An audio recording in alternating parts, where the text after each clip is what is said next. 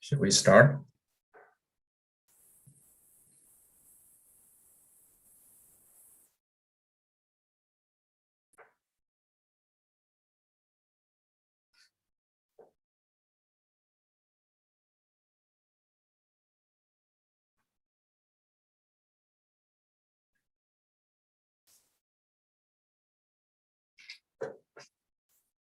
Good evening.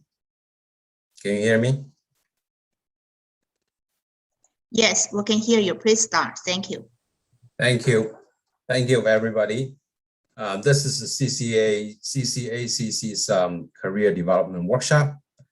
This is a Friday, and we follow yesterday's successful session, and we're going to continue for another session tonight. We have another strong panel to discuss the career development issues. This is a part of CCACC community service. We provide senior care, health, and educational service. As we are dealing with the impact of the pandemic, we hope this workshop can sharpen your skills in the job market so you can move up to your career ladder. If you have any questions, please use the Q&A box on your screen. We will share that with the speaker later. With that, it's my great pleasure to introduce our first speaker of tonight, Sophia Parker. Sophia is founder and CEO of BS Federal Corporation, and it is an award-winning women-owned small business specializing in scientific and public health expertise, leading-edge technologies, and also they have this so-called connect the dots between data, organization, outcomes. And Sophia established DSF Federal in 2007. Now, I believe it has more than 160 employees. Sophia received numerous awards, among them, including the 2017 Washington Business Journal Women Who Mean Business, 2018 Huagang Award, the world's top Chinese businesswomen, and also 2019 Montgomery County Business Hall of Fame, and of course 2020 G2 Exchange Women in Leadership Award.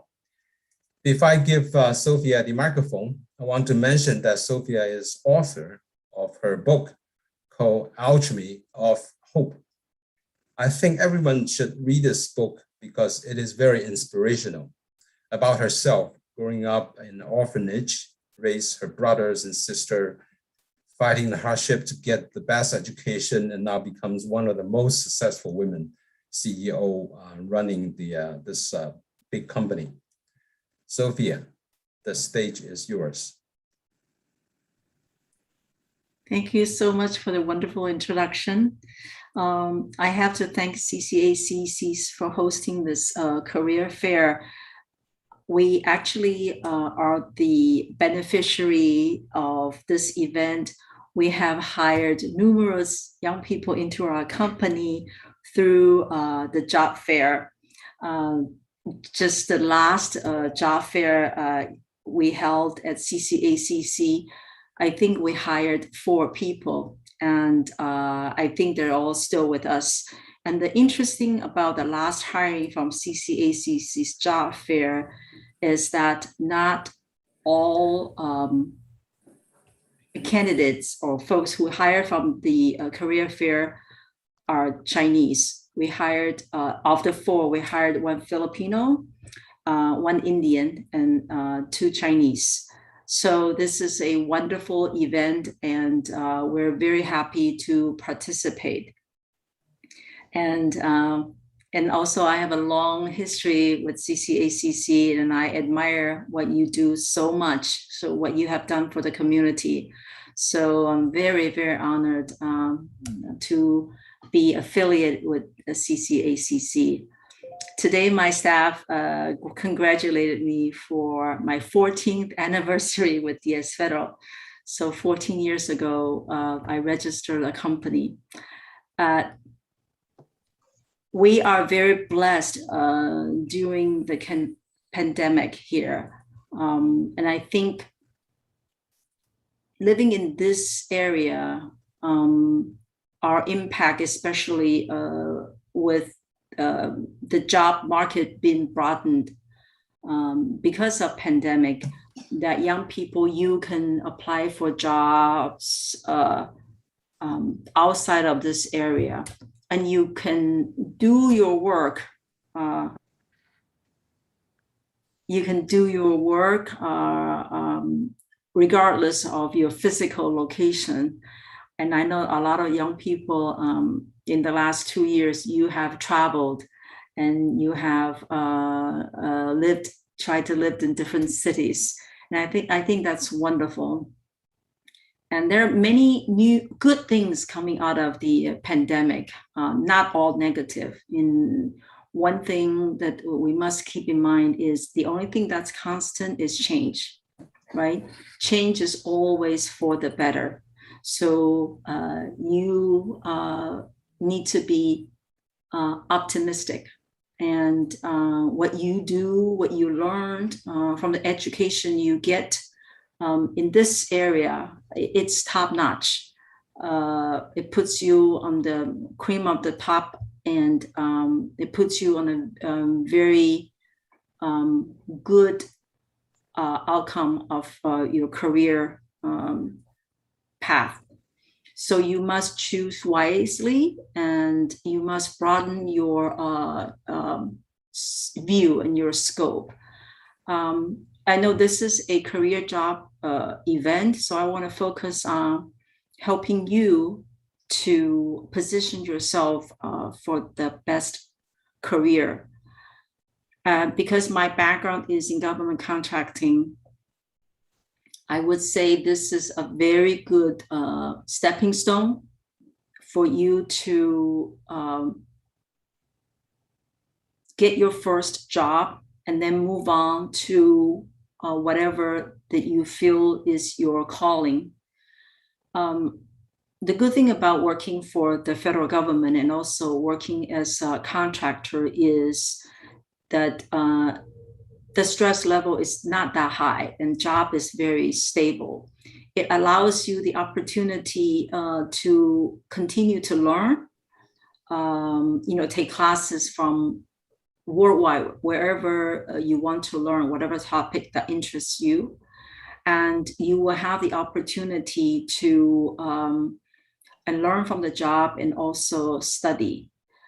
Another good thing about working for a government contractor is, in my experience, we are very willing to sponsor for H-1B and green card versus some of the private sectors. I know that in the last few years, it probably is much harder to get H-1B or green card sponsorship from the commercial sector. So, working for a federal contractor, it gives you the stability. Normally, a contract will last at minimum 5-10 years. And during that time, you can explore and you can learn, continue to learn. Now you don't even need to leave your room to do your work, to study, take classes, and to network like what we're doing tonight, right? So that's another change that the pandemic brought to us. So I would say be optimistic and be creative of how you prepare for job interviews. Even if the job that you apply is on the West Coast, you can still live in Rockville, Gaithersburg, and continue to do your work. So don't let the physical location of the job limits you. Be brave enough to apply and continue to take classes. The federal government is the largest employer. It's slower to adapt new technology, but it also it provides stability. So I think it is a good start for young people. Of the young people we've hired into our company, we have a lot of learning opportunities, and we have a lot of crowdsourcing events for them to learn different skills. For example, we are into RPA. We're doing AI. We're doing low code, no code. We're developing apps. So in addition to doing your job, you have a wide variety of opportunities to learn new skills. We also offer mentor protege training. And actually, Sandy Tang, who is this Vietnamese lady whom we hired from the CCACC job fair a few years back, she's doing so well. We first hired her as a technical writer. But now she has moved on to being a public health specialist working at our NIH project, and it's doing quite well. And then she's one of our proteges that we have accepted into our program this year. So finding a good employer is very important for you. You need to find out if they offer cross training, job sharing, on-the-job learning. I would say that would be more important to you than fixating and focusing just on salary. I think in the beginning, you want to look for a company with good track record, and you want to look for a company that would invest in you. Research the company just like we research for all the candidates, right? We go to LinkedIn, of course. So make sure you spend time designing your LinkedIn profile. And there are a lot of classes you can take on how to improving your LinkedIn profile. And that maybe it's a class, a seminar that CCACC can offer. That is, how do you market yourself through LinkedIn, through social media, through Instagram, what kind of image that you're putting out. We do go to candidates' LinkedIn page.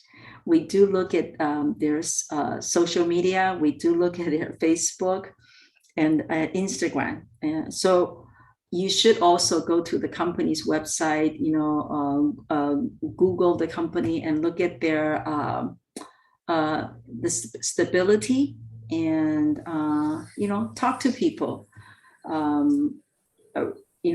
Look for people through LinkedIn, find out who are working over there and say, hey, I'm interested in your working for your company. Tell me a little bit about working in your company. And of course, our employees, many of our employees have affiliation with CCACC and also through the schools. Talk to them and, making sure that you are prepared for the interview and making sure you tailor your resume.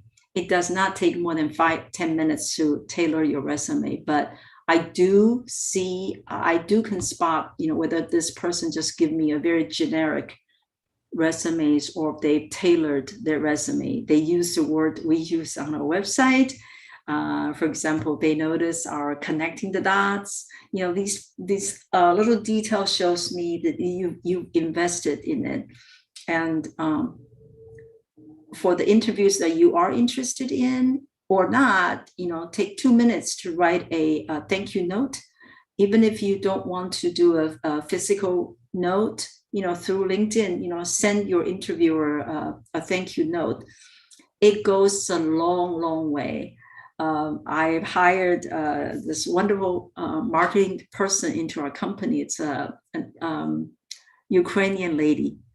The only reason I hired her was that wonderful handwritten note that she sent me. And I thought, this is very good. And sure enough, she turned out to be a wonderful employee. So invest in your interview, dress for the interview, take notes, ask questions, and twofold. You interview about the company, and through the interview, you let the interviewer see that that you are confident enough to ask questions, and that is also very good. Role play, ask your roommates or your friends to role play, just spend a few minutes with you, and pretending you are the interviewer. What would you ask, right? Spending that time reading up on the latest trend, and finding out the folks that have the same connections with the company and you through LinkedIn. I think that's also another good way of getting yourself in the door. Being hired is into a wonderful company is a great thing, but after you are hired, have a plan. Write down what you want to do, where you want to be, and let your supervisor know, right? And they are there to help you. But build a partnership with your supervisor, right? And let your supervisor know that this is your career path, and ask your supervisor to help you within the company find the positions that you would be interested in. And from my perspective, as the owner of the business, my job is always to look for more advanced project, more interesting projects that would allow my employees upper mobility, so that they will stay with me. So when I bid government contracts, or when I look for teaming partners, I too look for contracts that are about the cutting edge, something that we can invest in, and we invest a lot in R&D. So look for companies that gives you the opportunity to grow and help you connect the dots. And I would say these are the main keys. And invest in yourself. Always invest in yourself. Continue to learn. So I think that's the advice that I could share with you. And you're all welcome to connect with me on LinkedIn. And if you buy my book, I'll be happy to sign it for you. Thank you. Thank you, Sophia. It's very inspirational and very encouraging. Thank you. Do you see any major mistakes that the interviewees usually make that they should avoid? I mean, the pandemic changed a lot. People getting more casual. Mm-hmm. So any advice that don't make those mistakes? I would say come prepared. Find a quiet place. You don't want to have a lot of distractions in the background. And even if you have to, sit in your car, or let the interviewers know. People are very understanding these days. But when you have distraction, it's very difficult for the interview to go well. And you can say, hey, right now it's not a good time. I can't find a babysitter. I know. Can we, schedule another time? I think that's totally okay. Also, write it down and say if I cannot think of any questions, can I email to you and send it via email? Those are perfectly fine. What about your office environment these days? Lots of people prefer remote working, especially young parents. How do you accommodate this like a new generation or people who are not conveniently commute these days? Do you have a special office, new protocol to accommodate these demands? That's a very good question. We've been just debating, how best to serve our employees and our customers. And I'm very concerned about our employees' mental health. So we've adopted a hybrid model, and we encourage our employees to meet at least once a week, and it's not about work. We have them over for happy hour, dinner, lunch, just to get them meet and come out and talk. So I think that's very important as well. And we have regular online happy hour games and that nature. So their mental health is my number one concern. Indeed. Another question from the audience is that besides the listing of your job openings in LinkedIn, anywhere else they can find your openings?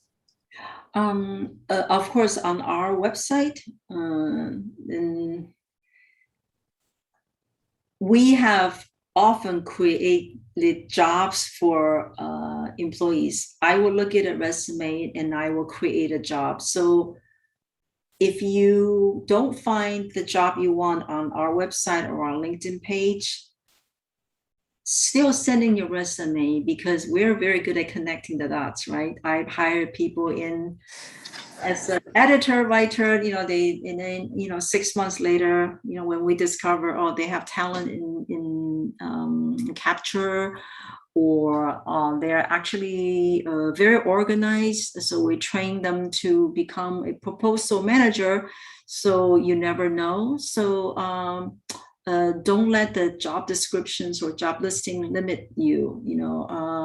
Send us your resume and tell us your story. And through your story, I can figure, your talents and, try to find something that will fit your background experience and your passion. Because I can tell when you speak of your passion, your eyes light up, right? So, and my job is to find that for you. Because when you do something you love, you would excel. Those are really encouraging tips. Thank you, Sophia. And I mean it. I do hire people because you have that fire in your belly. Then we'll together figure something out for you to do, and it always works out. I've hired graduates from GW. This young lady didn't know anything about IT, and we've hired a tutor for her, or we find someone who's good at teaching. So we created a training job for that person, right? So, you create your own job, you just be brave enough to send your resume in and tell us what you would like to do. And then together we'll figure something out. That's really encouraging, very exciting to hear that. This is my first time to hear that employers actually, welcome stories. That's good. Thank you so much. Welcome. Thank you. And also we appreciate that your support to CCACC and then the collaborations over all these years. We look forward to a future partnership. Thank you, Sophia. Thank you. Our second speaker tonight. Sorry, Alvin, would you please let me interrupt? Please see there is one more question in the chat, but I think that's a question very good. Maybe Sophia can answer that. Thank you. Okay, please. Let me know. What's the question? Oh, the question in the chat box. Any suggestion for PPL who is a situation of needing midlife career change? Are there jobs in your company? Mid-career. Sophia, are you there? Midlife career change.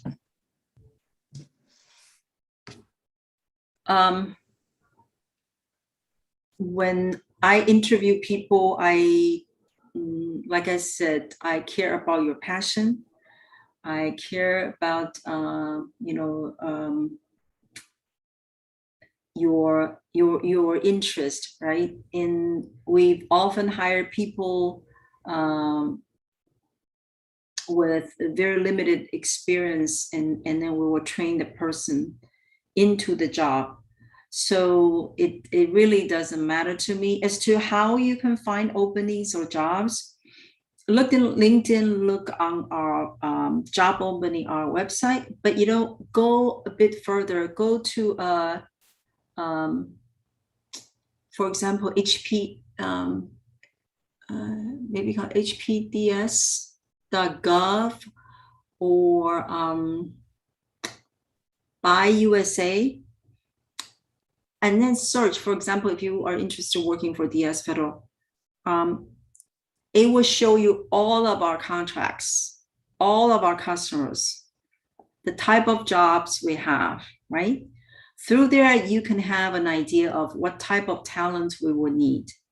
Or subscribe to, say, G2 Exchange, some of the small SBA website or chambers newsletters, because when they mentioned our win, for example, we just won some contract and OCIO or CMS. From the job we win, you can say, there's something I can do, right? I'm a graphic designer. You just want a job at CMS for website. I bet you need a good graphic designer. Or you just want a job, say, update content, and I am very careful. I'm a good editor. Let me introduce myself. That is another way to find out about the openings. Thank you, Sophia. To wrap up the session, I do want to mention a note from the audience, express a great appreciation for your mentorship.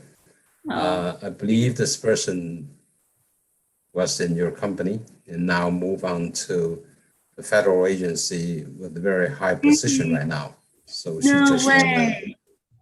Who? we will send you the note. We'll copy the note and send it to you.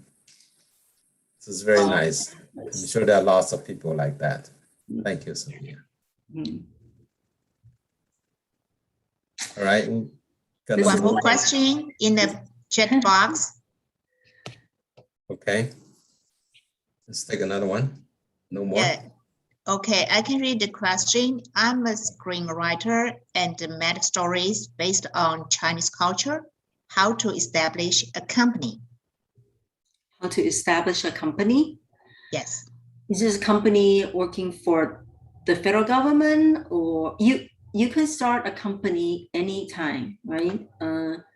Being able to write is a very, very important skill. For U.S. government, they are always outsourcing writing jobs, editing jobs, right? I know several of Chinese American business owners whose business just in, for example, technical writing, transcribing, publishing, marketing.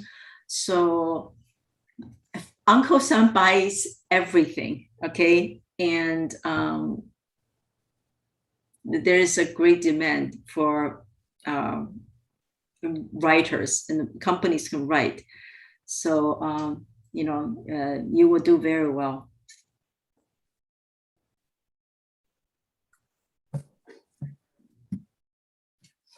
Okay.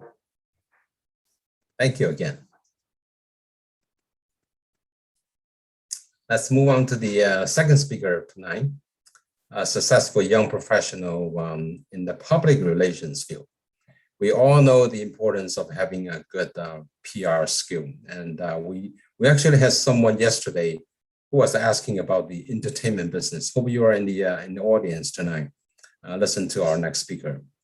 Erika Lam Lu is Public Relations Director of North America brand of Bacardi Rum and Bombay Sapphire. She has been working in the spirit, food and beverage and lifestyle PR world for more than 11 years with a range of global clients from Booking.com, Stella Artois, Pernod Ricard, General Motors, Kodak, Verizon, and more. Prior moving to Maryland in 2020, she spent 11 years in New York City, working at 3 different global PR agencies, overseeing brand campaign launches, new product announcements, social and influencer campaigns, executive and thought leadership, celebrity collaboration, and more.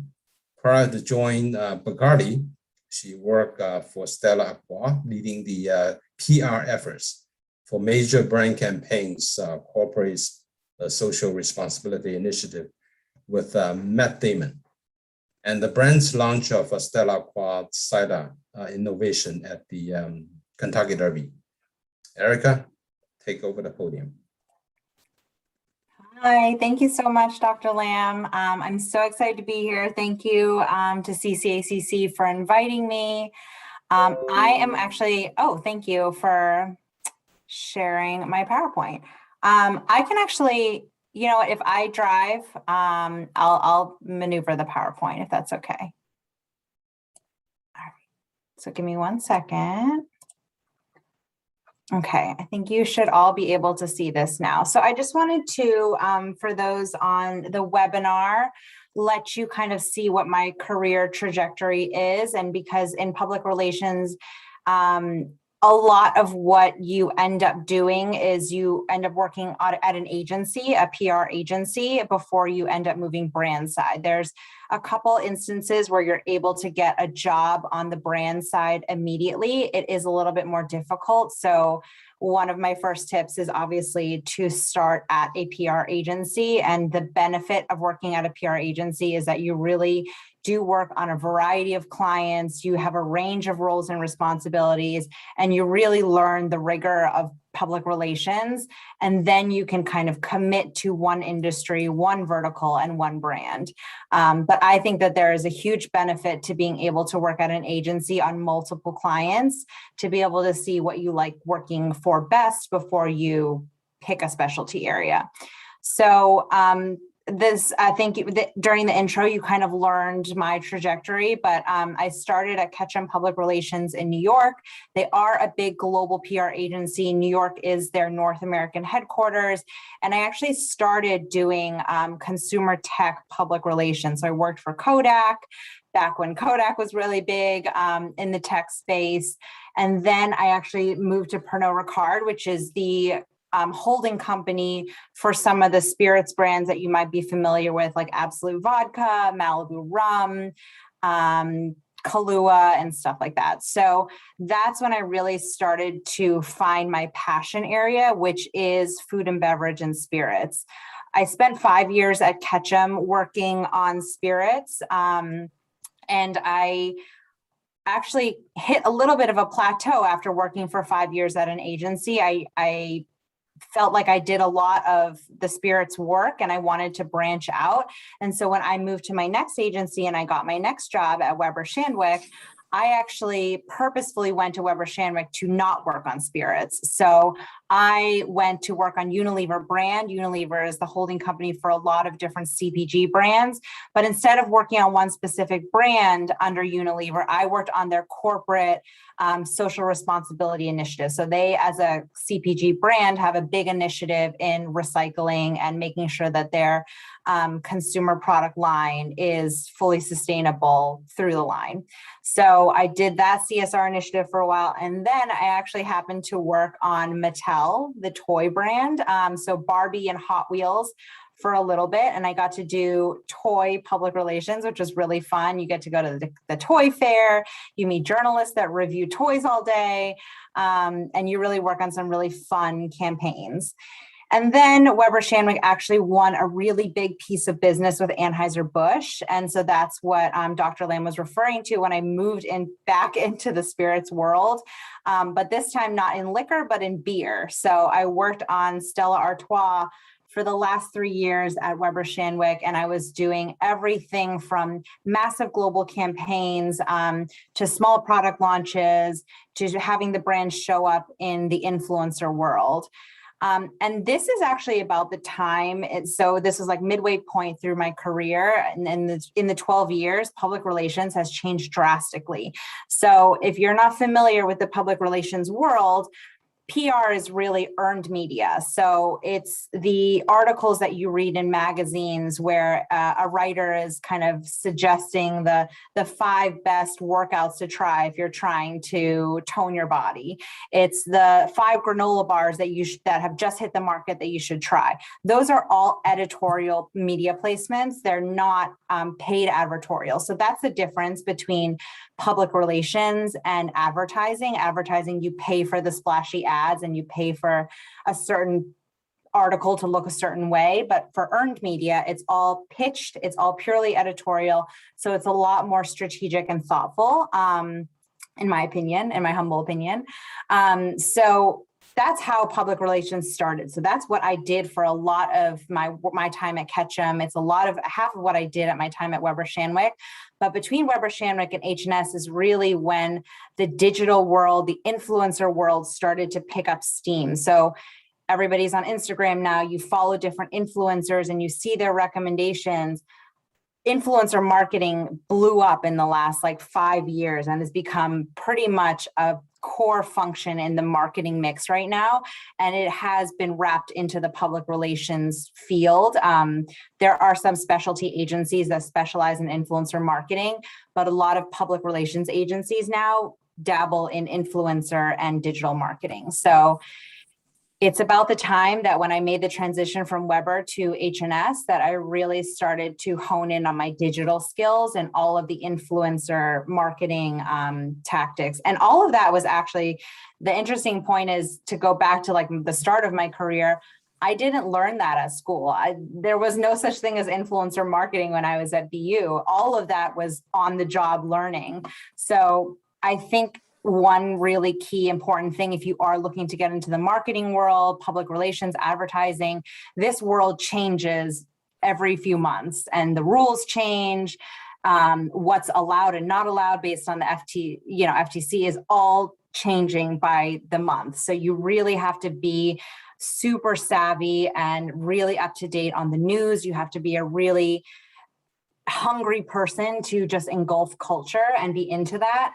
So that's kind of how my career has transitioned. And now I would say I'm probably 50% traditional public relations and earned media and 50% digital marketing, influencer marketing, and talent relations.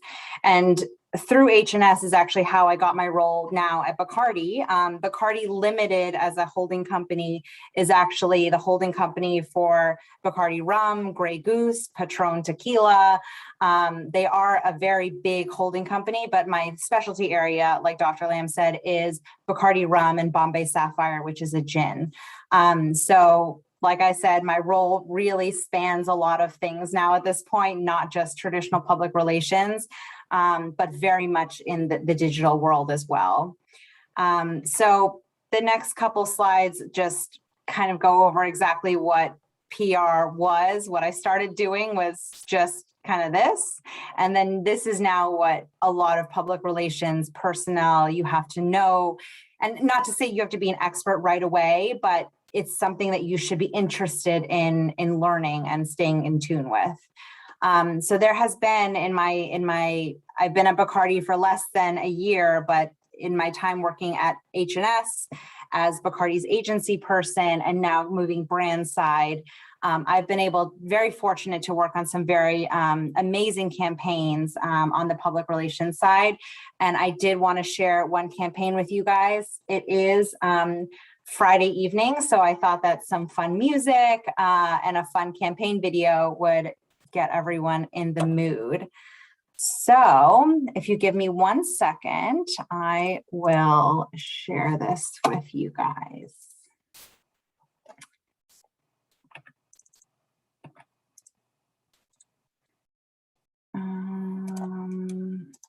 Okay, one moment. Share.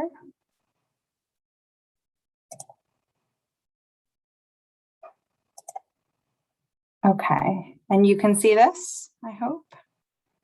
I'm gonna play the video. We've got an ugly, dangerous problem, and we're not fearing it sufficiently. Another sobering look at how trash is killing our local marine life. One researcher predicts there will be more plastic in the sea than fish by 2050.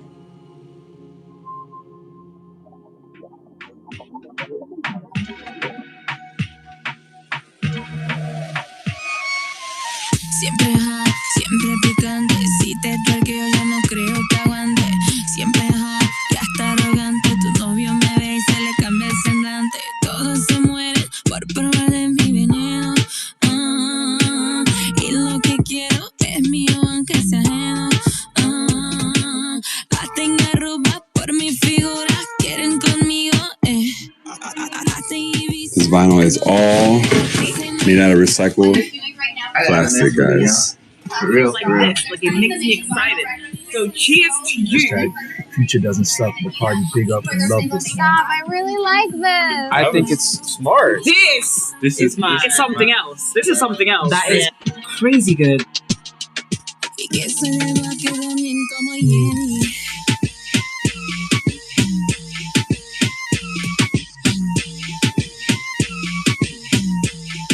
Great thing for a large corporation to do, setting the example. That's why Bacardi Limited and the Lonely Whale have launched The Future Doesn't Suck. Nouvelle campagne The Future Doesn't Suck. Cette nouvelle campagne Le Future Doesn't Suck. Y que se le va a quedar bien como Jenny.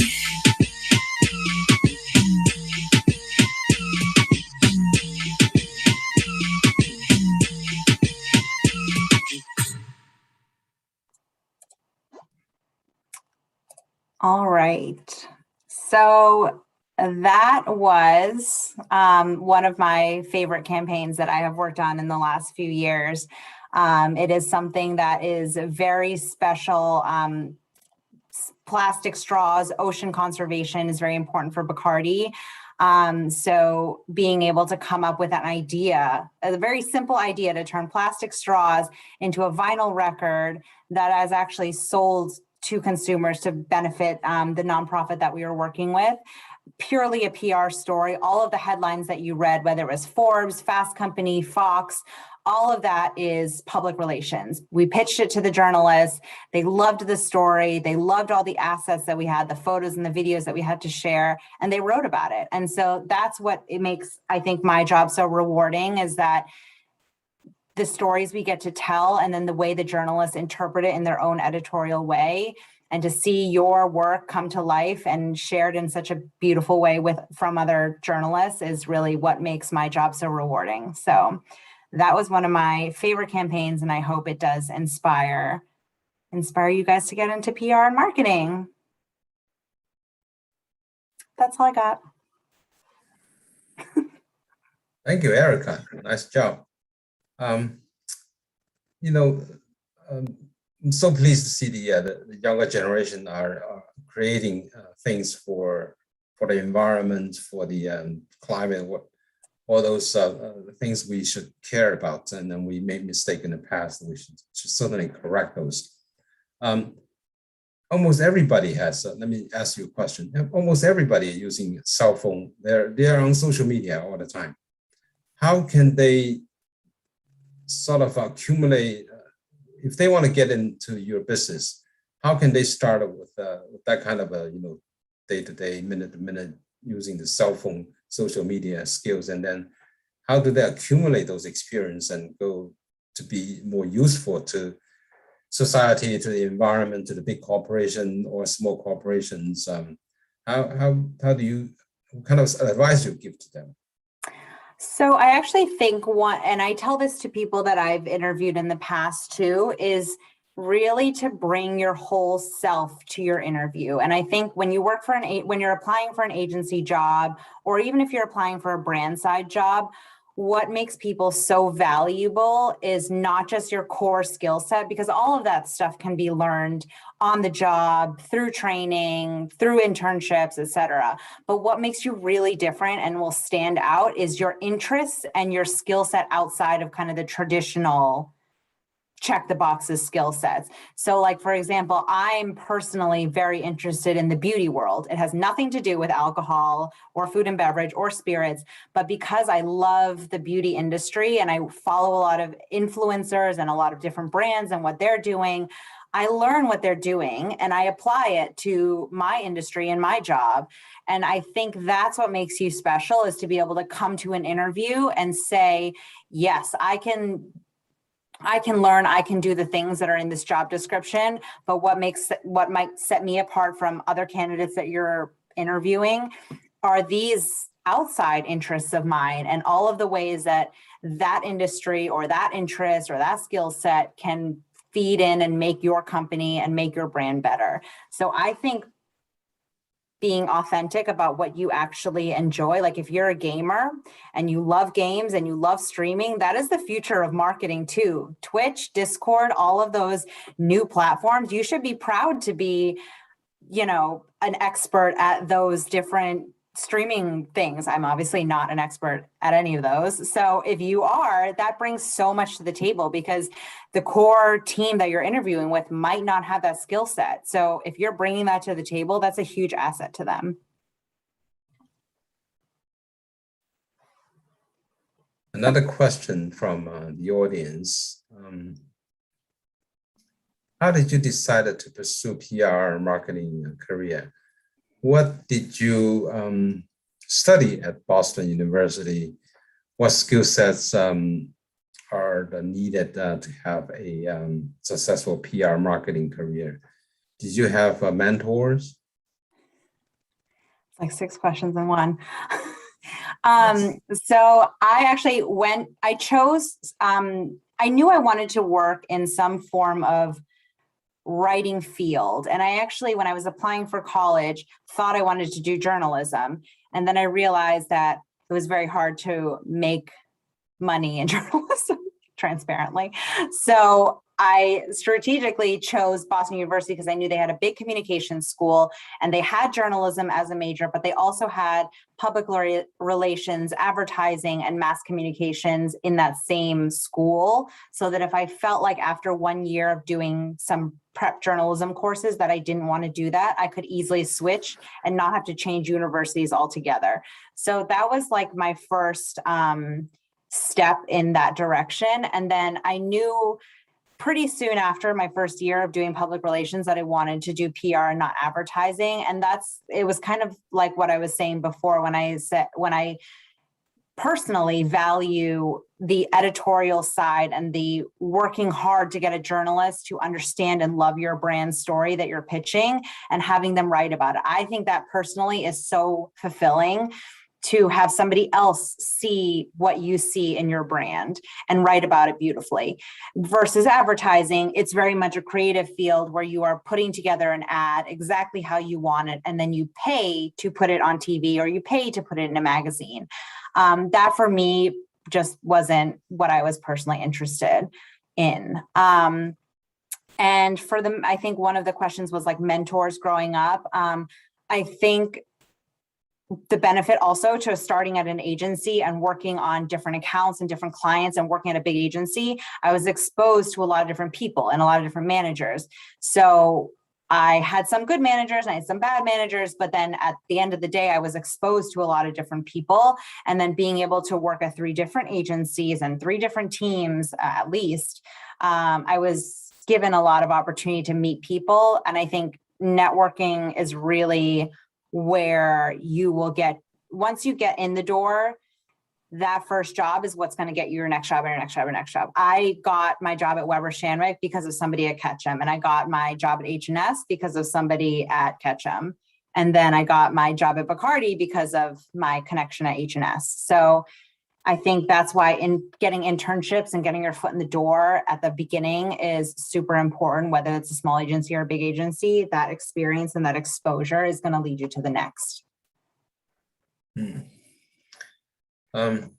I have another question from the audience. You work on the PR projects. I don't think you can do everything by yourself. So you need to put a team together. What kind of talents or what kind of the team that you usually would have to put a project, for example, your video or whatever, the major campaign, what kind of the skills on your team? So at a PR agency, especially at H&S, which at the end of the day is now much more 360 of an agency than just a traditional PR agency. So the different kind of teams and skill sets. One is a very good media relations person. So that's somebody that understands the press, pitches them all the time, reads a lot of news, and knows how to write really well, because you obviously need to be a pretty good writer to be able to communicate with an equally good writer on the other side, AKA a journalist. And then the other side of the business, I would say, needs to have a very strong digital acumen. So nowadays, with influencer marketing and social media marketing and email marketing being very, very important, the teams at agencies now are usually split. So there's, some people that specialize a little bit more in earned media and public relations, and then other people that specialize a little bit more in digital marketing and influencer relations. But not everybody needs to know everything. Nobody's expecting that of one individual, but to find, I think at the very end of the day, if you want to work in marketing and PR, you have to be very organized, you have to be a good writer, and you have to be a good communicator, whether that is through writing or through speaking. Great. I think that's all the questions and the time we have for you, Erika. Thank you so much. Thank you. Before I introduce the next speaker, I saw in the audience we have our CCACC Executive Director, Yuan-Li. May I invite Executive Director Li to say a few words? Dr. Director Li. Hi, everyone. Good evening. I'm sorry I'm a little bit late, but I think it's really great that Alvin spent so much time and also with the support of a CCACC team to organize this workshop. And we had really great speakers, and hope everybody can learn something from them. Thank you very much. Thank you, Executive Director Li.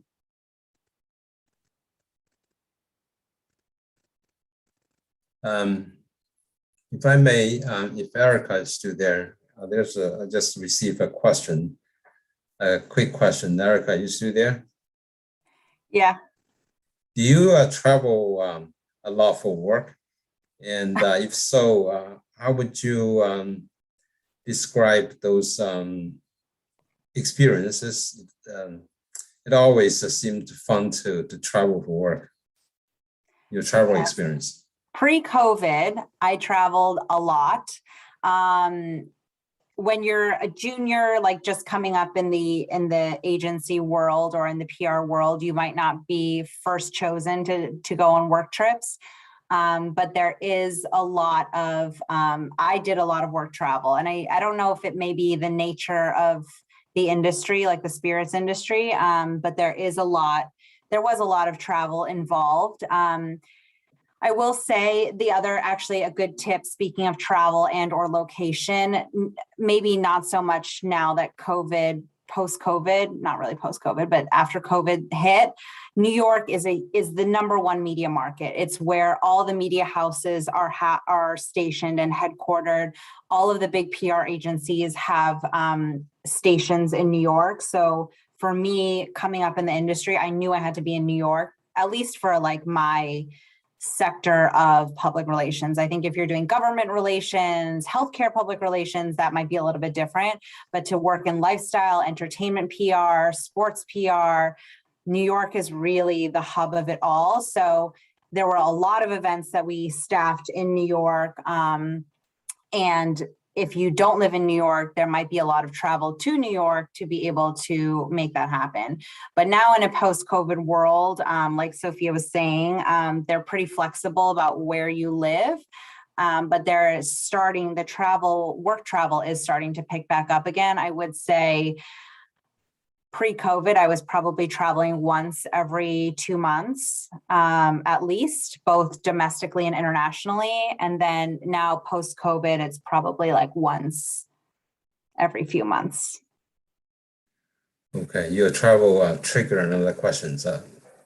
The question is actually quite big. Someone's asking, my goal is to open an entertainment company. How do you establish this entertainment company in Shanghai, China? Well, I don't know if I know how to answer that question because I don't work in that market. But I think the biggest takeaway that I've, in 12 years been working in the industry is networking. The PR world is very small. In the market, in an insular market.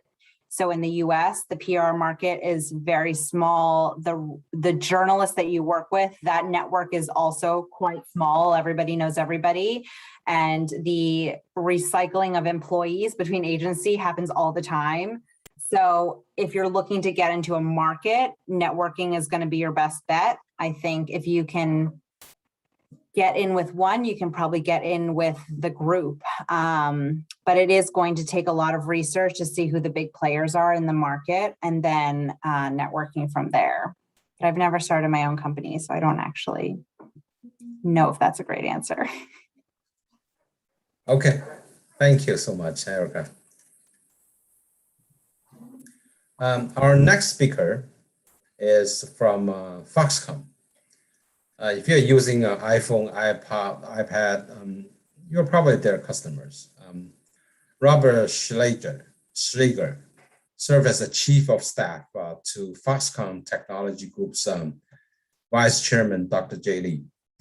Prior to working at Foxconn, Robert worked in the office of Wisconsin Governor Scott Walker and the Wisconsin Lieutenant Governor Rebecca Kleefisch. He began his career in Washington, D.C. in the office of Wisconsin Congressman Jim Sessenbrenner. Robert has a master's degree from Georgetown University, bachelor degree from University of Wisconsin-Madison, and as a born and raised Wisconsinite, of course, he's a big fan is Green Bay Packers. You probably have some enemy here in Washington. Anyways, and also a big fan of the Wisconsin Badgers. Robert, time is yours.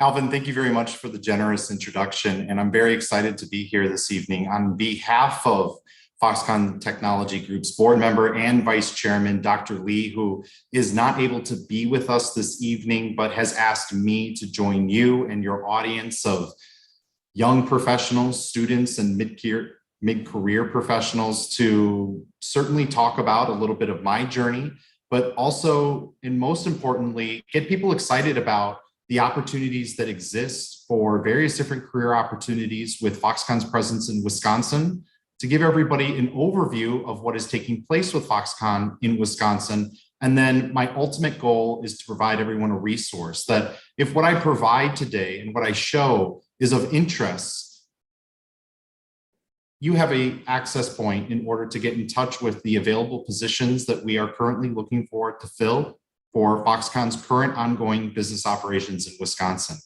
So Alvin, like Erika, I don't know, would it be most efficient if I drive, or is just saying next slide appropriate enough?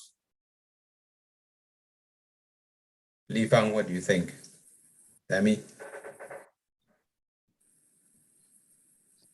I can do for Happy you. to just say next slide. We can go to the next slide. Yeah, sure. I will do that for you. Thank you, Demi. So for point of orientation, if we also go one more slide forward, this is Foxconn Technology Group's Vice Chairman and Board Member, Foxconn, Dr. Jay Lee. And I'm located here in Wisconsin, which I know I have many members of the audience and also fellow panelist members who are on the East Coast. But for orientation, Wisconsin is the home of the Green Bay Packers and also my alma mater, the Wisconsin Badgers. But for Foxconn, it's located here within the heartland of the United States of America, where the company can deliver strategically to market products and services that also meet market demand. Next slide. For greater point of clarification, as I orientate this group to where Foxconn is located, of course, you have my hometown, Milwaukee, Wisconsin, where I'm calling from this evening on this Friday night. And then to the south, about 85 kilometers from where Foxconn has its science and technology park is the city of Chicago. And in between both is Racine County, Wisconsin, and the village of Mount Pleasant, where Foxconn has its current ongoing science and technology park. Next slide.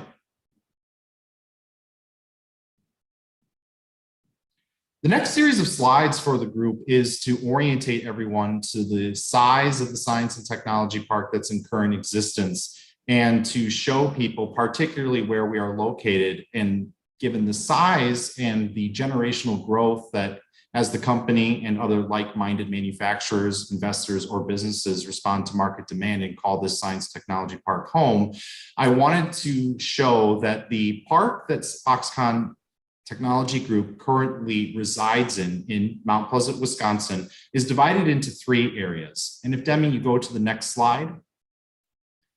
These 3 areas then constitute approximately about 3,000 acres. And on to the next slide. The focus of the images that I'm going to be showing you throughout the duration of my 10-minute presentation here takes place within what we call Area 1, Phase 1, which on the next slide, Demi, constitutes approximately about 800 acres of land.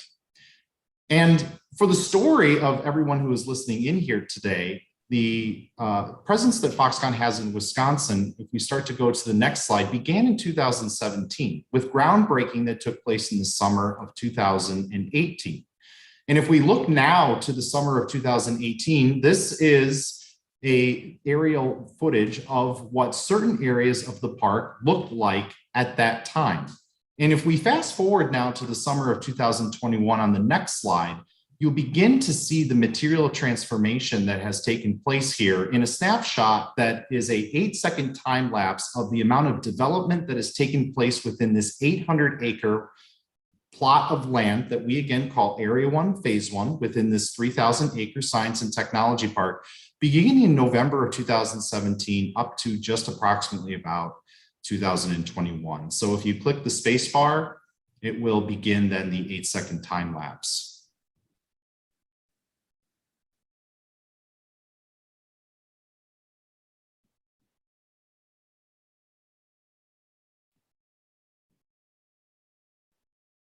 Thank you, Demi. And as you can see from this aerial footage and what I'm going to show here, then leads us into what material additions have been made to the park, investments, and then also what business initiatives are taking place that could be of interest to, again, students or young professionals or mid-career professionals who are currently on this webinar tonight. Demi, next slide, please.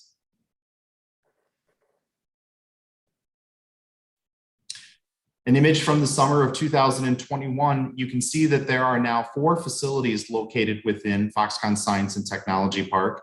And what I provided for the group this evening is a video on the next slide, yes, Demi, that does not have any sound, but it gives an aerial viewpoint of the 4 different types of facilities that I will then be going through.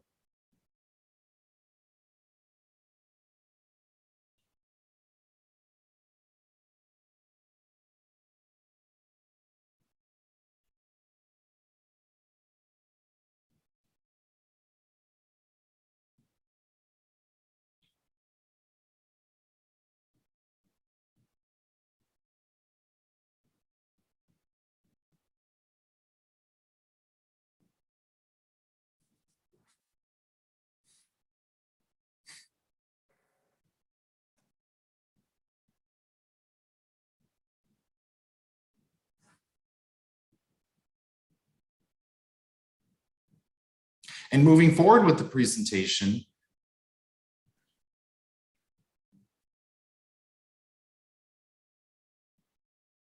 I now want to give just a quick breakdown and orientation of the facilities that Foxconn has invested in Wisconsin now to date, which equates to about a sum total investment in the state of Wisconsin over the course of just the last few short years of about $1 billion or so.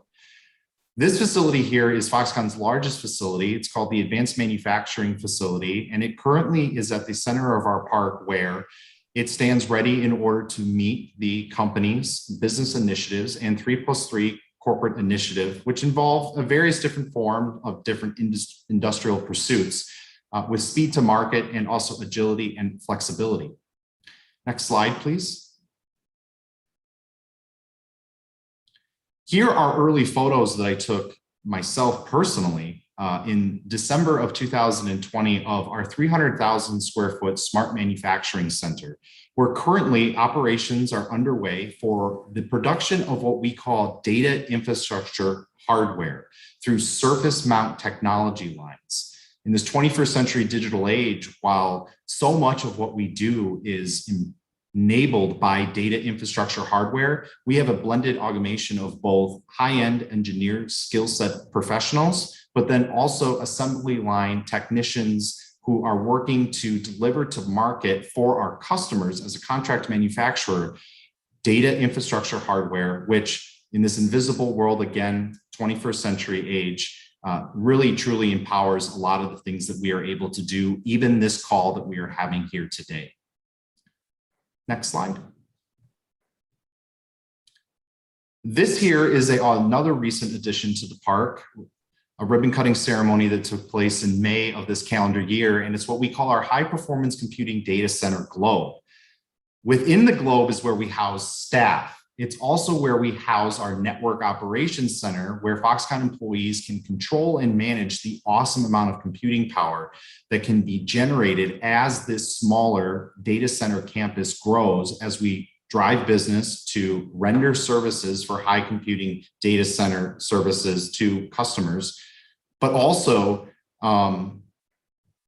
when you start talking about Foxconn and you think about the ecosystem of smart manufacturing and Industry 4.0, data-driven decisions are incredibly important. And in order to render data-driven decisions in the contract manufacturing process in this Industry 4.0 era, high-performance computing in data center is at the linchpin of being able to process data that is taken from a manufacturing line and then articulate it through artificial intelligence, which can then inform either managers who are working on the line or other business decision makers to make data-driven decisions that allow a company like Foxconn to be able to compete in the United States of America as a contract manufacturer. Next slide, please. Now we get into the nuts and bolts a little bit of what is it that's going on at Foxconn. And I added this video from Foxconn Industrial Internet is what FII stands for. It's a subsidiary of Foxconn Technology Group that has about 250,000 employees and does about $70 billion in revenue per year. But in this video, as Demi is about to click play, it talks about 5G networks. It talks about high performance computing. It talks about the interaction that it has on the manufacturing line. And I wanted to provide this as just a flavor of the types of things that Foxconn is doing here in the state of Wisconsin. As traditional manufacturing sectors move toward Industry 4.0 and IIoT, precision and speed grow rapidly while production data keeps increasing. These pose challenges to labs in terms of transmission speed and computing performance. We face urgent needs for a new network architecture since old ways of communication no longer meet our demand for bandwidth, low latency, mobility, and security. TSN, time-sensitive networking, and 5G technologies, which enable high transmission efficiency and low latency, are the LAN solutions eagerly awaited by people in industrial control. A flexible and programmable radio access network platform, combined with edge computing technologies such as MEC and CIRA, designed for industrial private 5G networks, including DTUs, small cells, and software-defined traffic control products such as industrial gateways, PLCs, high-speed DAQ, data acquisition systems, and edge servers. To build a TSN and 5G-based network architecture that reduces CNC latency to microseconds. Their machines are made smarter, capable of self-sensing and self-optimization. Big data computing is decentralized from the cloud to edge nodes closer to terminal clients. Anomaly reports and alerts are approaching real-time. Installation and maintenance efficiency is also increased because remote cloud-based after-sales services and monitoring of cutter base health are now available. 5G networks enable fast data transmission and low latency. TSN, which boasts simple system configuration and operation and an open ecosystem, is also better than traditional communication architectures. In the near future, the TSN plus 5G architecture will be introduced to other sectors in need of integrated networks that require precise timing and synchronous transmission, and support real-time audiovisual streaming and real-time stream control. This will enable even more prospects and business opportunities in technology applications. Thank you, Demi. And on to the next slide. So whether it is production of data infrastructure hardware, whether it's high performance computing, whether it's 5G industrial, low latency, secure and reliable networks, these are some of the men and women who are working behind the scenes at Foxconn in Wisconsin in order to make that happen. Again, a diverse array of professionals from PhDs to engineer levels to even the men and women who work on the assembly lines in order to deliver product to market. And as we go to the next slide, I wanted to just also provide another video to give you a visual insight into the activities that are taking place within our very own walls within the Science and Technology Park.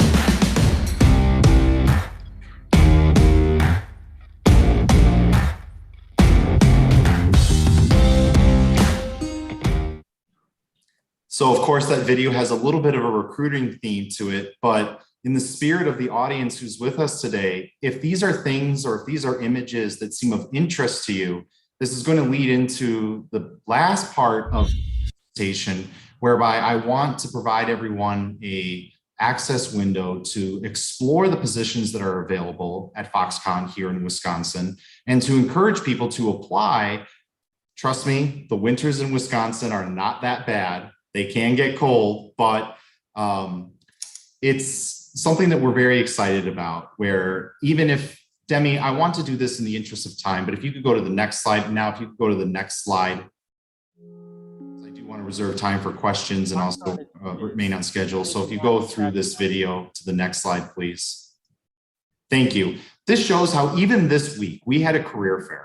And we had a career fair where we were looking for the diversity of different types of positions and availabilities that support these types of information communication technologies and data infrastructure hardware, 5G industrial network, high performance computing. So if you are in the audience, if this is something that resonates with you, with what I have showed you, with the material contributions that the company has made in the state of Wisconsin over the course of the last 3 years, which constitutes about a $1 billion investment to date.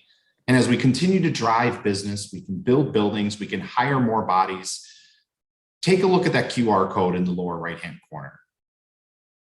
A photograph, or if you'd like to visit Foxconn Job, US, that is where you'll find the listing of available positions that we have. And they are not all strictly limited to just those with either PhDs or engineering.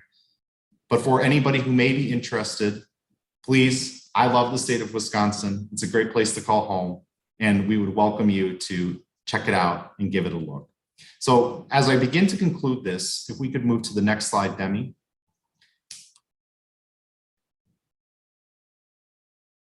This is another resource that I wanted to provide everyone, where if you have more questions about Foxconn, please also scan the QR code at this time. It will take you to a digital document that's about 28 pages in length. It's a summary recap of progress that was made in 2020, what we call our smart manufacturing in Wisconsin.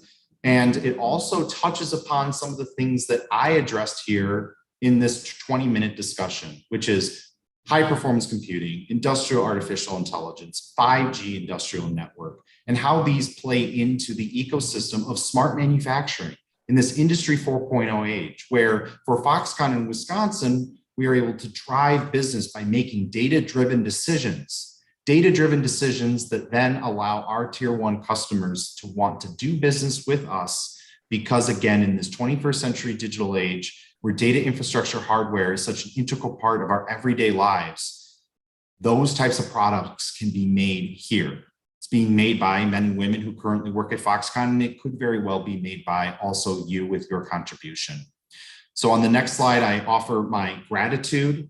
Thank you on behalf of Foxconn in Wisconsin, but also on behalf of Dr. Jay Lee, board member and vice chairman of Foxconn Technology Group, and with gratitude to Alvin and the CCAC for allowing me to speak this evening. And one last time, foxconnjob.us, a resource for you to explore if you are either mid-career and looking for a change, or if you are just beginning. All the advice that Sophia and Erika had provided was so eloquent that I don't want to go over it again, in how you can be successful in whichever path down the road of life that you wish to take. But if we see you down the path of Foxconn, please also note that as you apply, if you are applying from CCACC, or also find me on LinkedIn, I would also love to flag your resume with my colleagues who are at Human Resources, so that we can then make this a whole closed loop process for you, also allowing me to have a little bit of your time this evening. So Alvin, thank you very much. And to the CCACC, on behalf of Dr. Jay Lee, Vice Chairman and Board Member of Foxconn Technology Group, thank you. Thank you, Robert. It's great slides and videos. I think with a company with this scale, with so many products and assembly lines and R&D, it's good to have those videos to show all the most of the elements. Then you don't have to explain in details. There's a question is about the recruiting. Of course, this is the whole objective of this workshop. We have quite a few, say, academic professors, engineering schools, computer science, and those in the audience, and also they often are looking for opportunities for their students. Do you have any plans, say, working with academic universities, colleges, and even like professors in our audience to establish some kind of recruiting network, share information, or any like internship opportunities, or even volunteer opportunities? All those opportunities for 20-something students, age 20-something, to be participating early so they can build a career with Foxconn. Do you have any thoughts about working with academic universities and so on? Alvin, it's a fantastic question. And in short, the answer is yes. Dr. Jay Lee himself, Vice Chairman and Board Member of Foxconn Technology Group, he comes from academia himself at the University of Cincinnati. And throughout his career, he has been closely integrated with the academic community. And under his leadership, and also the leadership of the chairman, and also at the direction of the founder of Foxconn Technology Group, Terry Guo, creating opportunities with academic partners, whether they are schools that are located here in Wisconsin or beyond Wisconsin's borders. I know that if Dr. Lee was on this call this evening, he would describe to you how he has traveled as far as Georgia, to as near as perhaps maybe Northwestern, to our neighboring universities here in Wisconsin, to even those on the East Coast and the West Coast, to do exactly what you were talking about. And to the audience who are from academia, please find me on LinkedIn, because the pipeline of talent that you have in any of these types of core business competencies that are taking place within Wisconsin at this time would be certainly welcomed, and we would love to make those connections. As for internships, yes. Dr. Li, one of his areas of specialties in both business and academic research applicable to Foxconn Technology Group as a contract manufacturer in this Industry 4.0 era is industrial artificial intelligence, data-driven decisions, solving invisible problems before that they occur, reducing downtime. And he himself, here in Wisconsin, manages his own internship program for students and also graduate students and PhD students so that they can become acclimated with Foxconn, but then also continue to cultivate and complement their academic research within the classroom when they have to return back to studies.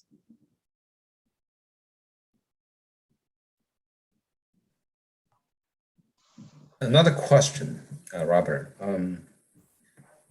We know people are doing remote working these days. I think would be probably the future trend. So the question is more specifically on IT software development. Whether you have opportunities there for people who can work in this area, this field, software development or IT remotely, not because they don't like the weather there, but it's just the nature of the future market trend. There's more and more people prefer remote working. What is your thoughts about any opportunities that you are going to offer that kind of positions that people can work from California, Washington, DC, Virginia? Any thoughts about that, remote working? I would still encourage any professional or student who is on this call to take a look at foxconnjob.us and apply for a position, and it can be taken on a case-by-case basis, whereby, Alvin, there are certainly some positions where, yes, being here in Wisconsin, being with the team, being in the office, along with our COVID safety protocols that we include, such as face masks and also temperature reads, are taken into consideration. But for those who are located in California or those who are located on the East Coast, the application as it's put in, I always think and would encourage candidates to have that conversation with the hiring managers and also the recruiters to see if there is a good fit. Thank you. Another question is, you mentioned about data infrastructure and other products. The question is, who are your sort of a customer base? We're in DC here, federal government usually contract out a lot of projects. Do you take or apply federal government contracts? The nice thing about Foxconn's presence in Wisconsin is that you have within the heartland of the United States of America a reliable, secure supply chain. So if you are a tier 1 customer located within the United States, or if you are the federal government, you are able to hop on a plane from wherever you are within the continental United States, fly to either O'Hare, drive 50 minutes north, or into General Mitchell International Airport in Milwaukee and drive 20 minutes south in order to see the men and women who are making your product. Foxconn works with many tier 1 customers on many different types of products lines, and when it applies to data infrastructure hardware, it is always looking to do what Dr. Li calls the 3 Bs, which is drive business, build buildings, hire bodies.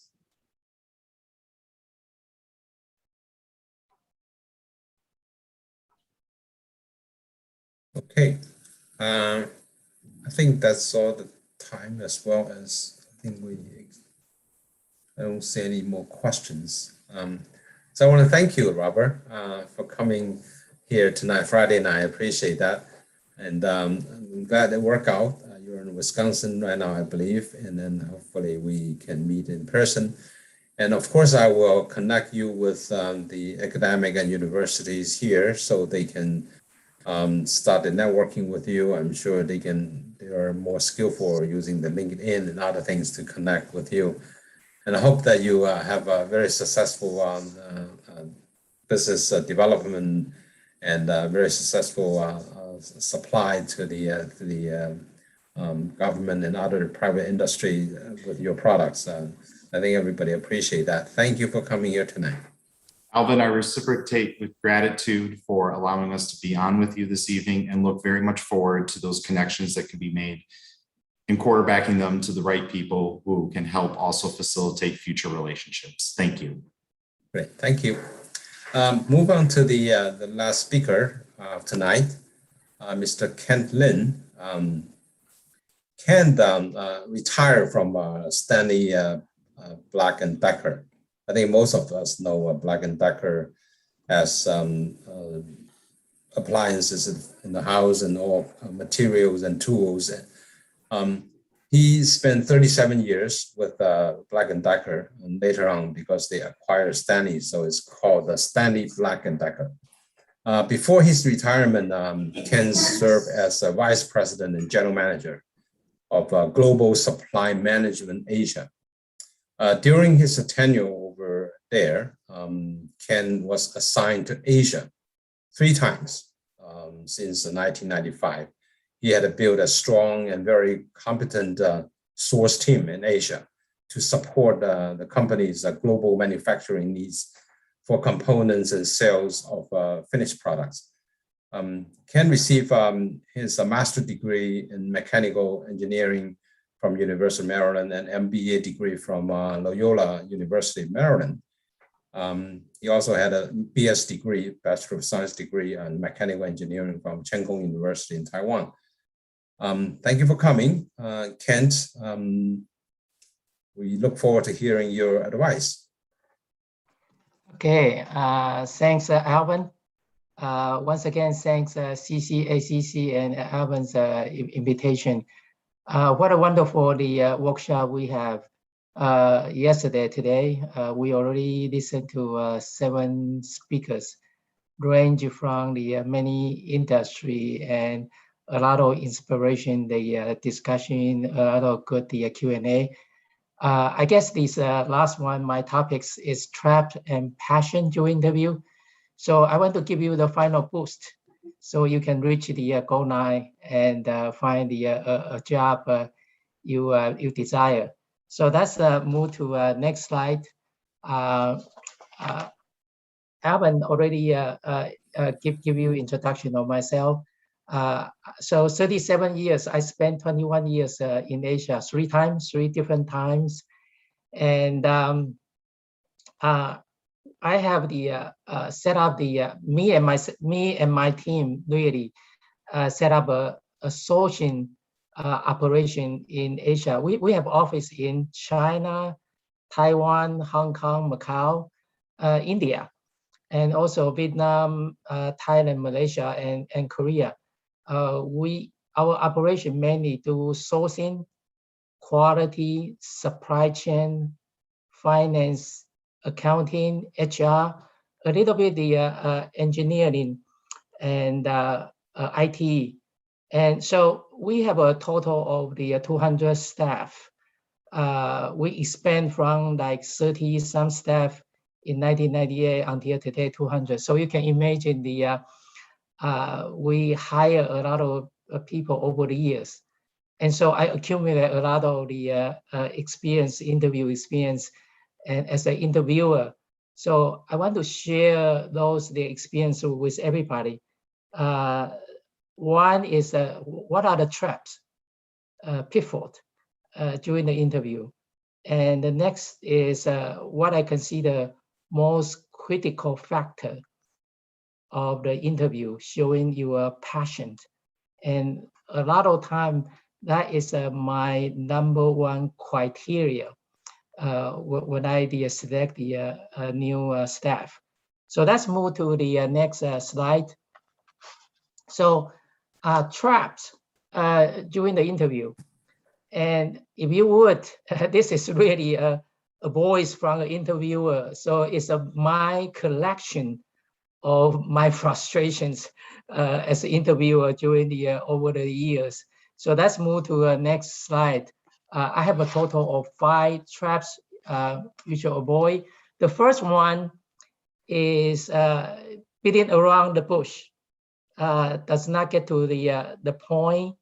And very often I will try many different ways to ask the same questions. I really want to know the candidate's viewpoint.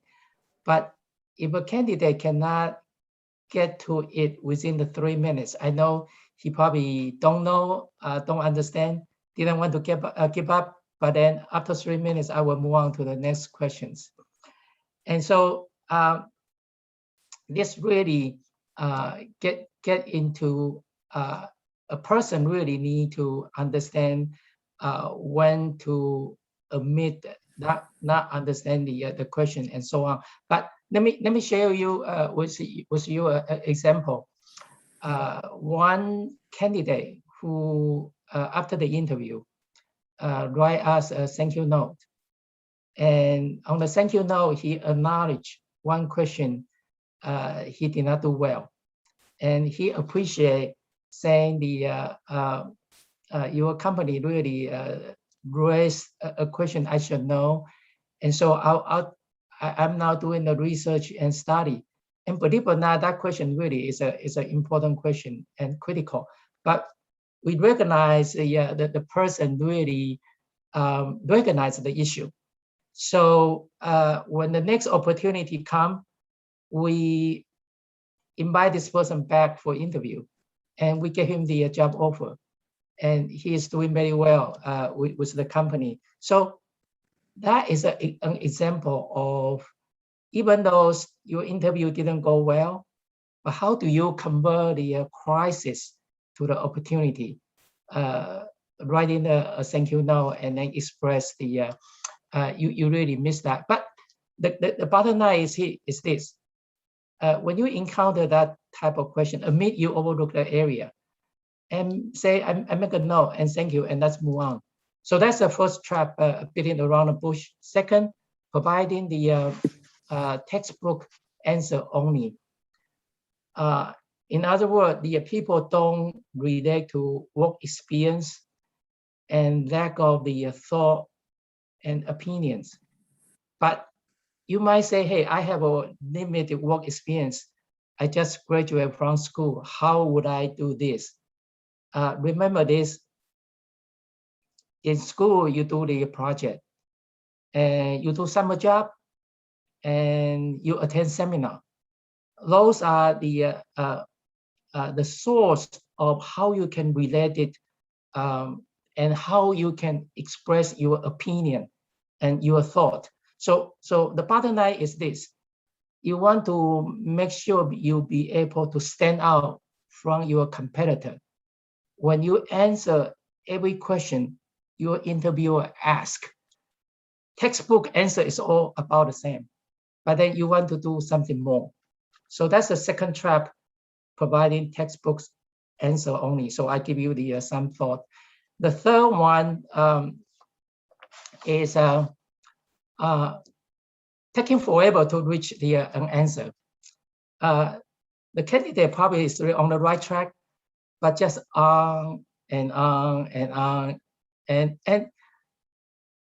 people have a tendency of want to show off how wonderful job he or she had done in the past.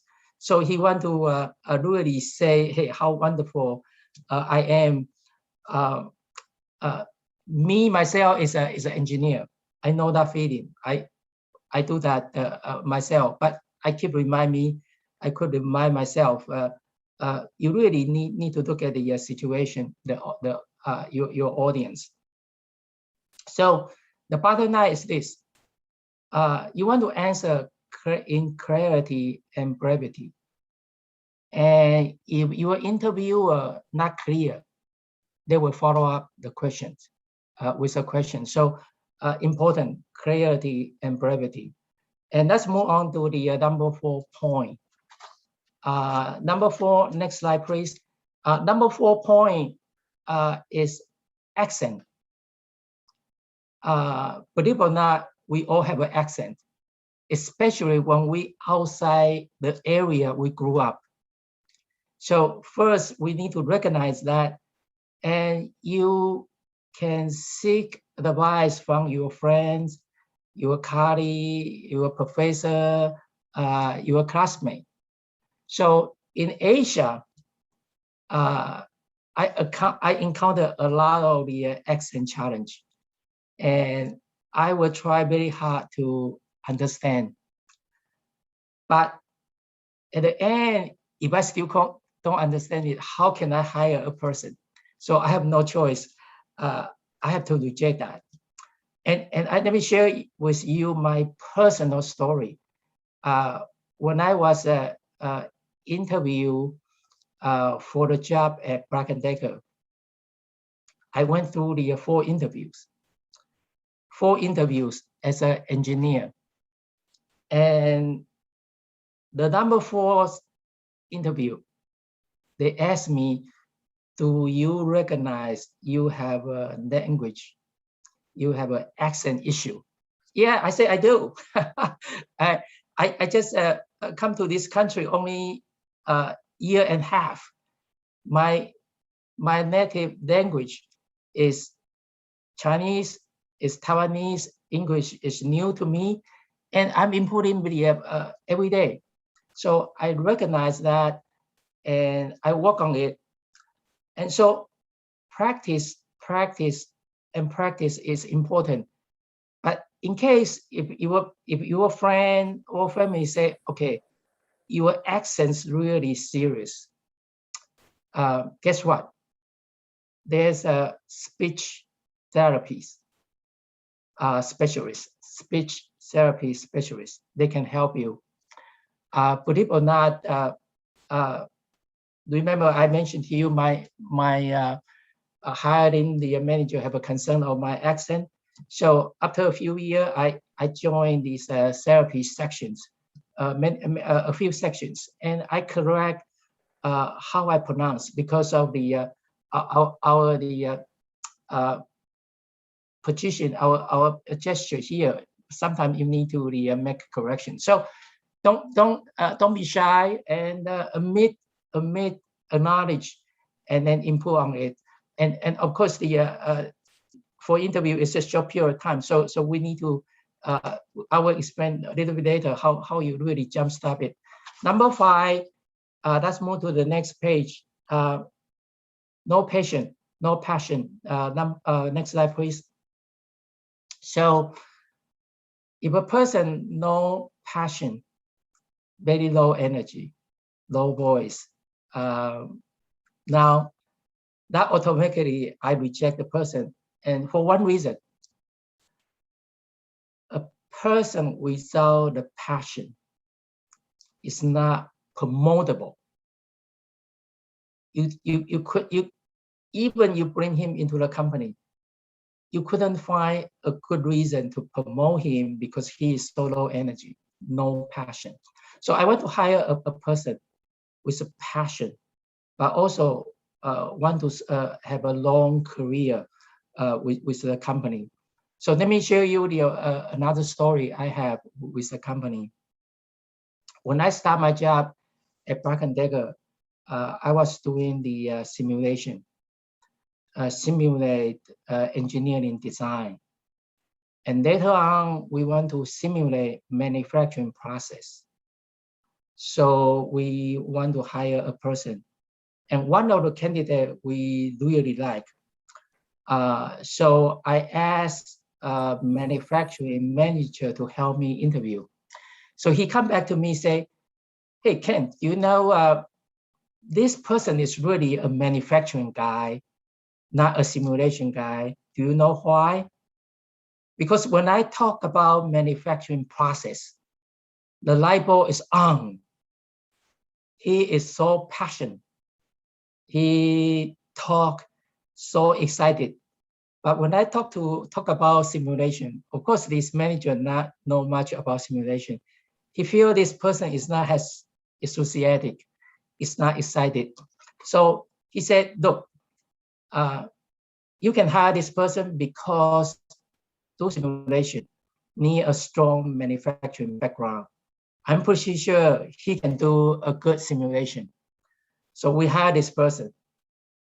And believe it or not, this person right now still with the company. He is in very high position in the company. in the manufacturing. So it's not simulation in manufacturing in very high position. So then you will ask, okay, so how should I get jump start on this passion? So let's move on to the next slide. The next slide is talk about your passion during the interview. There are two elements. Next slide. I will talk about the first elements. Next slide, please. And first is you need to talk with the confidence and fluency. You want to share your past experience, story, examples, ideas, and it's okay to be excited when you talk about something you really have a passion, and talk as if you are talking about your favorite story. So this is a number one, talking to your interviewer with confidence and fluency. The second element, next slide, please. The second element is you need to speak in interviewer's language. So think about this. If you have a children, think about when they are 2 years old, how you talk to them. When they are 5, when they are 10, you want to talk, make sure they understand. By the same token, you talk to hiring manager, maybe he know very much about your function and discipline. But if you talk to HR, it's a different story. HR didn't know everybody's function.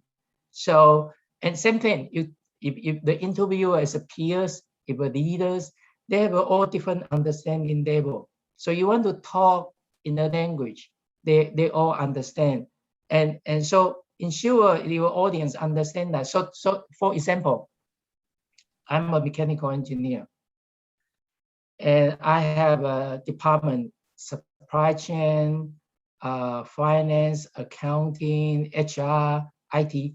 How would I know all this detail? I only know basics. But if a candidate keep using the jargon, keep using the term, I will get lost. And if I get lost, you know the consequence. So second point, second element is speak in interviews the language. So let's move on to the next slide. Next slide. So how do you make up for passion during your preparation? You say, look, passion is a personal character. How do I jumpstart? And so let me offer you I call the boot camp formula. You want to get a job and how you can get it. So next slide, please. The first one is next slide, please. Okay, that's good. Prepare a comprehensive question list. You want to collect all possible questions your interviewer will ask you. And where's the source? Job description, resume. What's hot in industry? I think the speaker earlier mentioned about this. And what's hot in your trade? For instance, a few years ago, Industrial 4.0 is very hot. And today, if you're working on pharmaceutical industry, COVID-19 vaccine, COVID-19 medicine is hot. So you really need to know what's going on in industry. So you need to prepare answer for each question you compile. Also make sure you compile follow-up questions. So from your answer, people might ask a follow-up and prepare that as well. And the next one, next slide, please. After the question list, after you prepare the answer, practice your answer, rehearsal. I think our speaker earlier also mentioned that you can use the voice memo, iPhone, selfie, digital voice recorder, or even use Zoom. Sign up the Zoom account, record it, and play back. And also I think earlier, Sophia mentioned the role play. Do the role play if you could. And when I prepare this presentation, it come across to me there's a so-called mock interview. I think you can go online, search the Google, and if you couldn't find somebody role play with you, there's a way, so-called the mock interview, and you can do the practice. So practice. The bottom line is this: practice and memorize your answer. Even you be able to recite it during your exercise, even during your sleep, and then you will be there. So let's move on to the number 3. And so once you did the preparations, you do rehearsal, the game day, you will go in with a confidence. You talk very smartly, and then you with a smile. And if any of you wondering, is that really work? That's a lot of work. Geez, just for interview, why should I spend the day and night prepare all these questions? Could be 100 questions, 200 questions. And let me share with you. That's how I get my job at Black & Decker 38 years ago. I remember so many day and night. I prepare questions, I rehearsal. At the time, it's only tape recorder. And I got the job, and 37 years, I retired from this company. So it works, trust me. So let me move to the next slide. Is as a summary. Let me summarize what I talk about today. Show your passion. As I say, 2 elements. Number 1 is talk in confidence and fluency. Number 2, speak in a language your interviewer understand. And how you get to there: first, prepare question list, prepare answer. Number 2, rehearsal, practice. And on the day of interview, you walk in with a confidence, and you will get your job offer. And what are the traps? Let me summarize here. Number 1, you don't know the answer, you build around the bush, watch out. Number 2, only textbooks answer. If you do that, you're not ahead of the game. Number 3, you talk too much, too long, take too long to reach the answer. That did not give you a good score. Number 4, accent. Recognize it, check with your friends. And number 5, no passion. We talked much about it tonight. So let me move to the next slide. And the next slide is we have a lot of job opening at Stanley Black & Decker. Even though I've retired, but I still have a connection. And right now we have a 2,100 job opening. It's a global opportunity.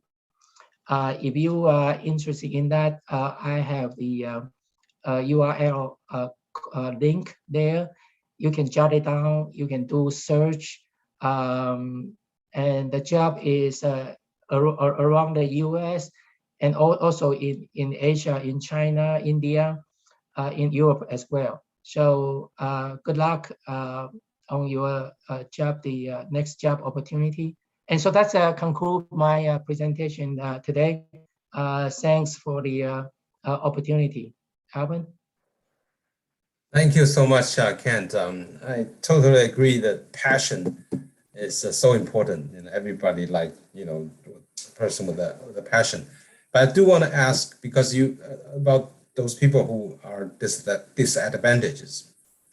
You travel around the world from mechanical engineering background, that you recruit people to build factories, build companies in different regions in Asia. So you must interview probably thousands of people. Some people are very passionate, they express themselves well, but some people also, disadvantage folks that they are very smart, they're very skillful, but their expression, their ways to express themselves is a little bit difficult for them. They may speak slow, they may move slow, they may react to your questions slow. How do you find those talents that cannot give you the very good impression at the first sight. How do you handle in order to find the true talent behind the slow motion? Doesn't look very passionate, but he or she probably is very passionate about the job, but he just can't express that way. How do you handle that situation? So all the interview, I generally request 1 hour. I give every interviewee 1 hour, 60 minutes.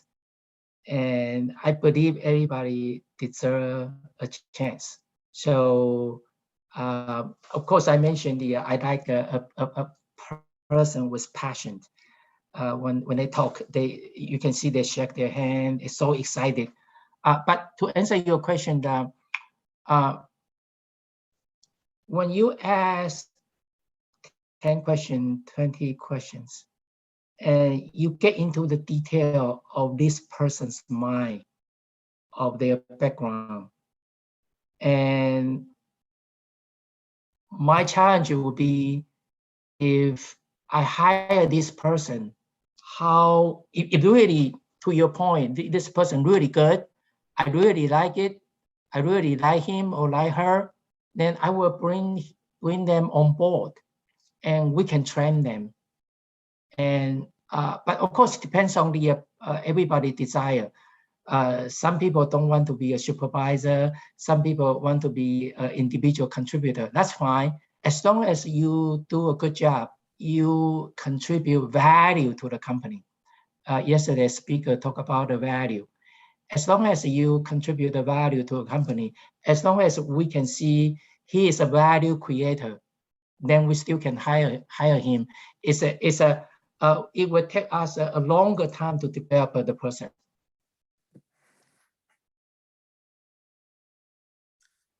That's it, very encouraging. Another question is a little bit specific. I want to just read out from the text. I have been a web developer for 10 years, and I've been working on the healthcare field for the recent 3 years for the family reason.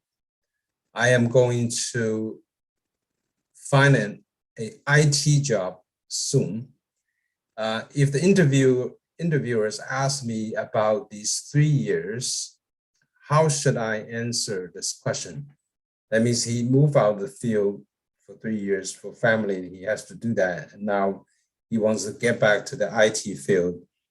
So you are the interviewer, and then you ask the question, what happened to those 3 years? What's the sort of a good answers for that? I think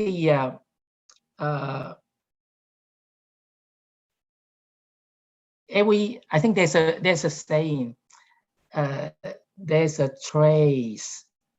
No matter where you go, you always leave the trace, right?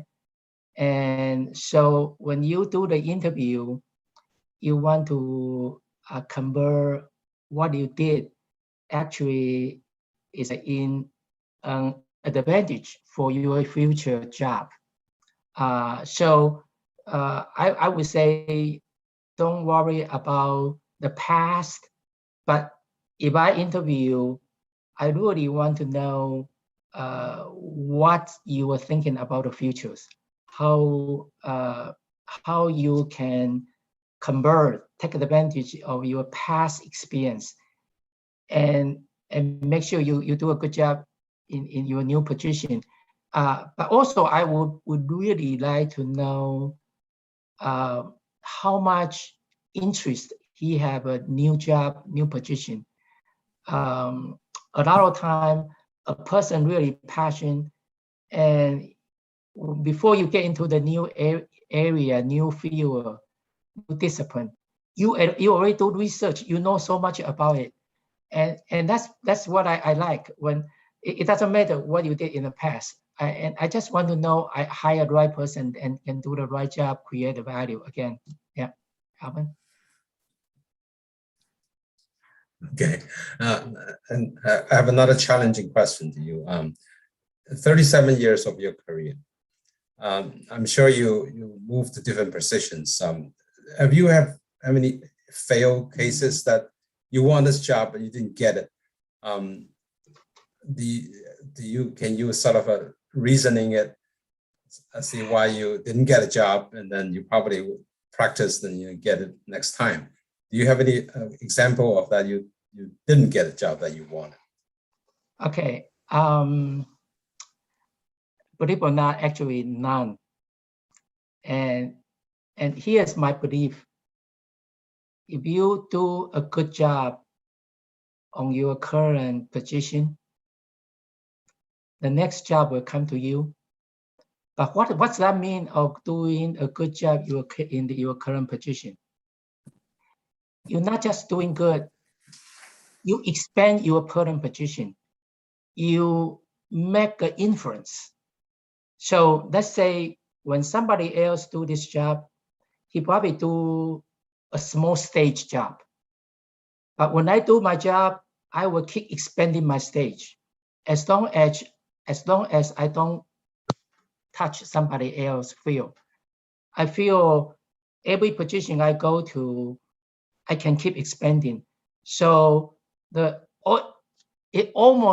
my 37 years, it's almost if somebody come to grab me, say, okay, and then they talk to my manager, say, I want this person, and by the way, I give him promotion. And so at Black & Decker, if we want somebody and we give him the promotion, so the old manager, if he cannot match, he cannot promote, he have to give up. That is a fair game.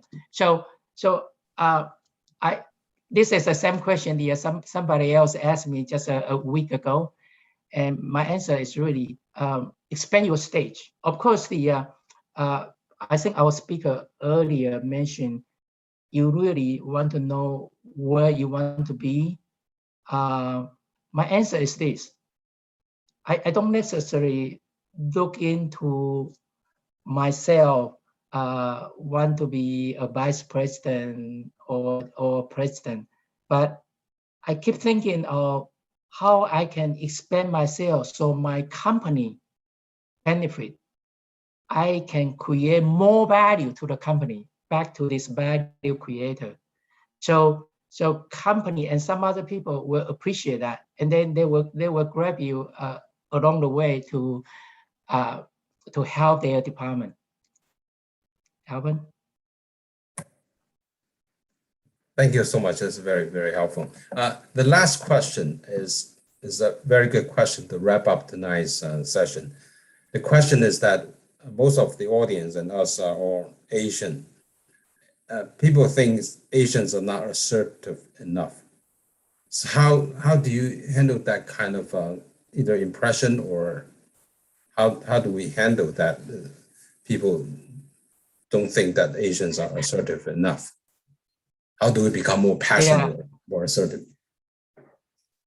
That's a very good question, and I learned this assertive word on my first year job at Black & Decker.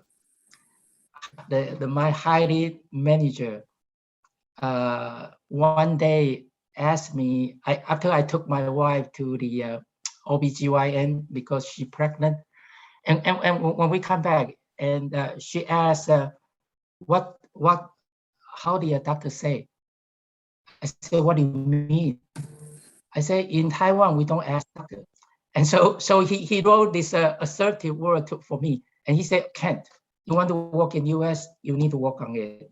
So assertive, my view is you don't need to be aggressive, but you want to make sure you speak out, make sure you ask questions, ask your boss, ask your colleague, but not in an offensive way, but be more confident and make sure you have a good intention. So just a quick answer for that, Alvin. Thank you. That was very good. We did receive another question. It's similar to this one. I think it's a good way that we actually wrap up this and with all the good answers. I think it's very helpful. So thank you so much for coming, Ken. Really appreciate your time and 38 years of experience. Yeah, thanks. Thanks for this opportunity to share the interview experience as an interviewer. I hope that's helpful. Yes, thank you. We're going to leave the chat box open a little bit. So if the audience, you have some questions, please continue to put in your questions, and it'll be good if you can put in your contact information so we can find the right speaker to answer your questions. I want to thank everybody to join us tonight. On October 21st, Thursday afternoon, we're going to have a job fair. We will have the companies who are recruiting talents register, they post their job positions, and we will have a Zoom breakout rooms, 50 of them. So you can talk to companies that you want to. And also, if you are applying for jobs, you can submit your resumes, but please take out your sensitive information. We will share your resume with the potential recruiters. So please watch the announcement on CCACC website. We'll do again, the job fair is on October 21st, Thursday. We start 3 p.m. and then as long as we need, maybe ended up at 7 p.m. Again, thank you, all the panelists. I want to also thank the folks behind the scene, the CCACC staff put in a lot of technical support infrastructure to make this work so well. And thank you, the leadership at CCACC. And I want to thank all the panelists. And most importantly, thank all the audience who participate us tonight. So thank you. Good night. Have a good weekend. Safe and pleasant weekend.